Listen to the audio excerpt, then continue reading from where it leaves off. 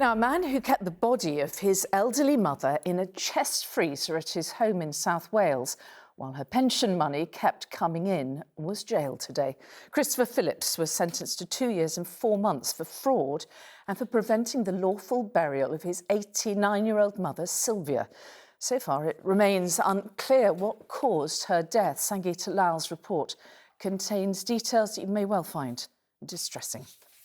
And we've gone into the back room and found a lady in the freezer. He made a living from concealing his mother's death. In 2023, Christopher Phillips stored 89-year-old Sylvia's body in a chest freezer almost immediately after she died. For almost 3 years, the court heard he continued to get her prescriptions, lying to doctors who tried to contact her. The 60-year-old pocketed just over £78,000 in pension payments and benefits. In February, medical staff grew more suspicious and contacted police. They found a large chest freezer. Inside, they found the frozen body of your mother, Sylvia Phillips, wrapped in bedding and covered with flowers. A birthday card addressed to Mum from you and your dog was also found with the body. Phillips became his mother's primary carer in 2008. In court, he cried as the judge explained he'd been diagnosed with extreme grief, sentencing him to 2 years and 4 months for fraud and preventing a lawful burial. When arrested, he told police he didn't want to let her go, that he wanted to spend more time with her. The court heard he put the freezer in the living room so he could hold her hand while watching Coronation Street. The judge said he sometimes believed she was still alive. Christopher Phillips was exceptionally close to his mum, the court heard, a man who made sure she was cared for during her life, but there was no dignity in his mother's death. Sangeeta Lal, ITV News, Merthyr Tydfil. One offence of preventing a lawful and decent burial contrary to common law, and 2 offences of fraud contrary to Section 1 of the Fraud Act 2006. You were the adult son of the deceased and lived with her. She was an elderly woman who had been a frequent patient of her GP practice. The last confirmed contact between your mother and medical professionals was in September 2022. Your mother died on the 8th of March 2023. Rather than notify the authorities and make arrangements for her lawful burial, you purchased a chest freezer on the 10th of March and concealed her body within it. You continued to collect her prescriptions and misled medical professionals about her whereabouts, lying when inquiries were made about your mother, repeatedly telling medical staff that she did not wish to attend appointments or to undergo tests. Your mother's pension and benefits continued to be paid into her bank accounts, which you were able to access. When concerns grew about the absence of any contact with your mother, the medical practice asked the police to carry out a welfare check. On the 17th of February 2026, police officers attended your home. You told them that your mother was alive and staying with relatives in London. You refused to provide an address or contact details for her. Your demeanour made the officers suspicious. When challenged further, you continued to give explanations for why medical staff could not speak to your mother. Officers were so concerned that they decided it was necessary to search the property. In the dining room, they found a large chest freezer. Inside, they found the frozen body of your mother, Sylvia Phillips, wrapped in bedding and covered with flowers. A birthday card addressed to Mum from you and your dog was also found with the body. Following the discovery of your mother's body, you were arrested. When interviewed, you answered no comment to all questions. The police also discovered that after your mother's death, her state pension, pensions credit, attendance allowance, winter fuel payments, cost of living payments, and housing benefit payments continued to be made to her. All those payments would have ceased had her death been reported.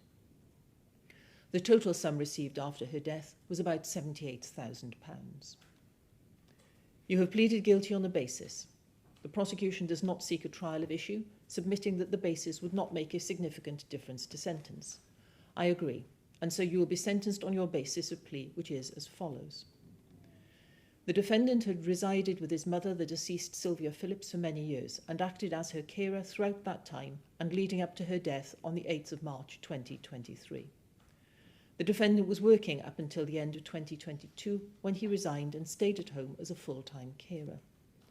The defendant accepts continuing to claim his mother's benefit payments following her death. However, he made no application for financial assistance himself, albeit he would have a fundamental right to unemployment and housing benefits. The defendant accrued savings from his employment which he kept at home in cash, and this money was used to settle outstanding debts following his mother's death. The Barclaycard debt, which was discharged in March 2023, had accrued as a result of household and food purchases being charged to the defendant's Barclaycard and was for the benefit of he and his mother.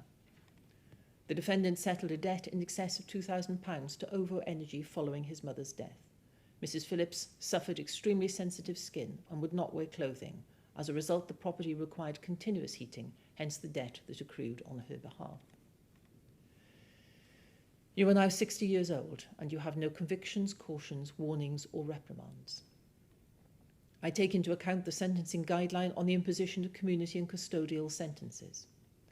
Applying the sentencing guideline on reduction in sentence for a guilty plea, you are entitled to a full 1/3 discount on all offences, as you indicated in the Magistrates' Court at the earliest opportunity that you would plead guilty to all offences. I take into account the sentencing guideline on totality. The sentences for all 3 offences will be concurrent, and the sentence for preventing a lawful and decent burial will be uplifted to reflect the fraud sentences also. I have also taken into account the guideline on sentencing offenders with mental disorders, developmental disorders or neurological impairments. There is no specific sentencing guideline for the offence of preventing a lawful and decent burial. I take into account the general guideline on overarching principles and the principles set out in the leading sentencing authority of the Queen and Russell 2023 EWCA Crim 1080. I assess your culpability as medium, as it falls between the higher and lower categories of offending identified in the King and Russell. You deliberately concealed your mother's death and took steps to give the impression that she was still alive. You continued to collect her prescriptions and lied to medical professionals and eventually to the police. In my judgment, your mental health issues do not affect your culpability, as your decision was no less deliberate as a result. However, even if I am wrong about that, it will make no difference to your sentence, as your mental health issues will be taken into account at a later stage. The harm caused is at the lower end. Although your mother suffered the indignity of being stored in a chest freezer for 3 years, there were no other indignities following her death. There is no information about any impact on any other family members or friends of your mother.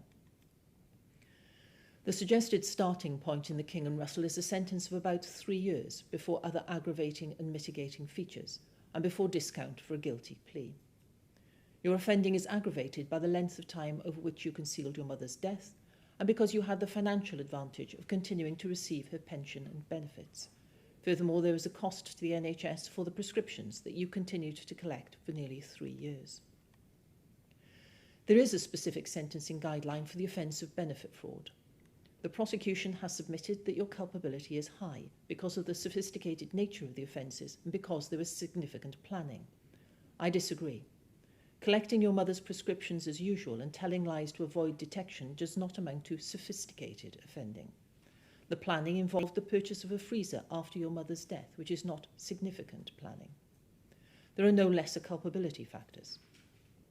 As a result, for both Count 2 and Count 3, your culpability is medium, Category B, as it falls between Categories A and C.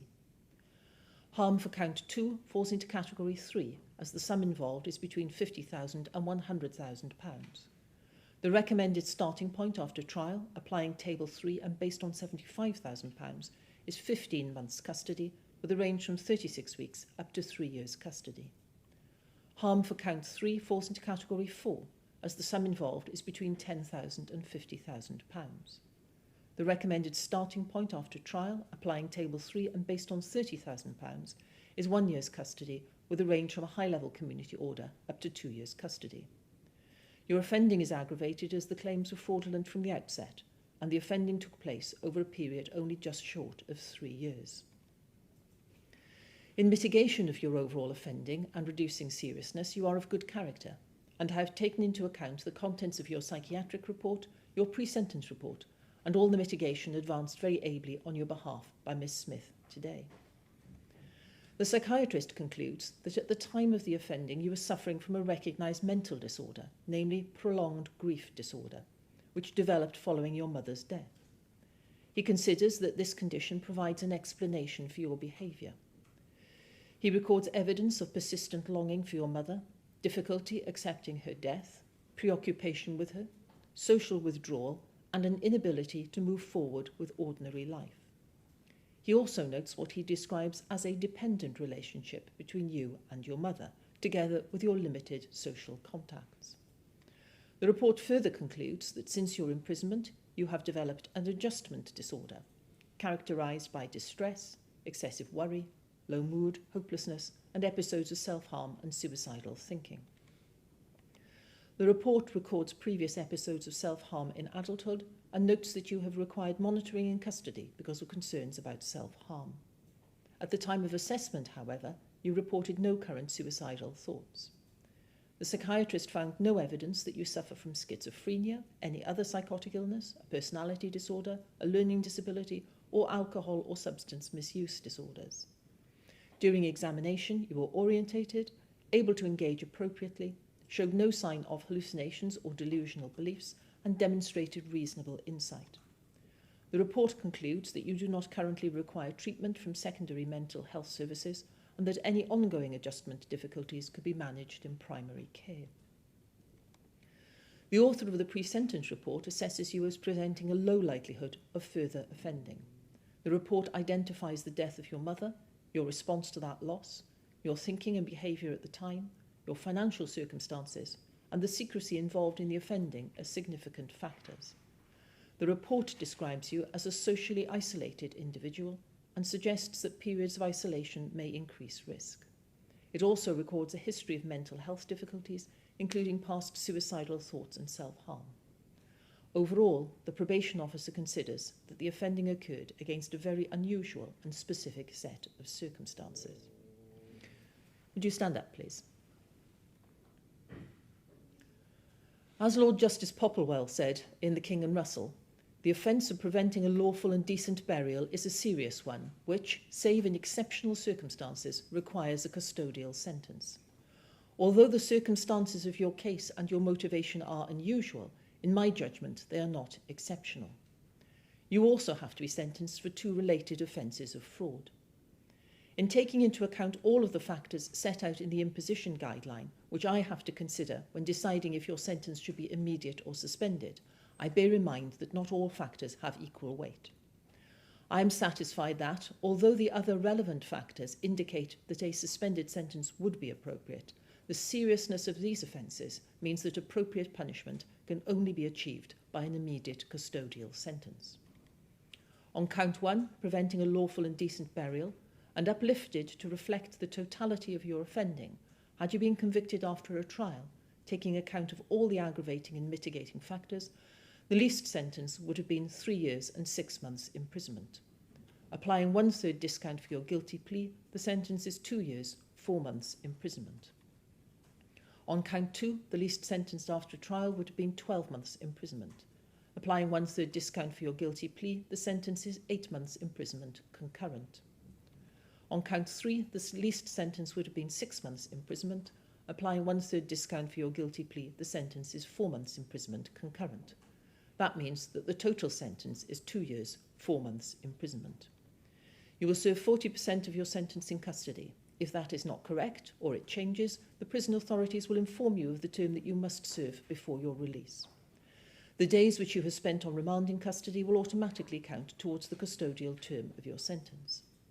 The remainder of the sentence will be served on licence in the community. You must comply with all the conditions of your licence, failing which you will be at risk of recall to prison to serve the remainder of the term in custody. I have already set out a timetable for confiscation proceedings, and all other ancillary orders will be dealt with at the conclusion of those proceedings. I direct the copies of the psychiatric report and the pre-sentence report are to go to the prison service. Mr. Orndall, Ms Smith, are there any other matters that I need to deal with? No, thank you. Then that concludes the hearing. Mr. Phillips, you can go with the officer. Thank you.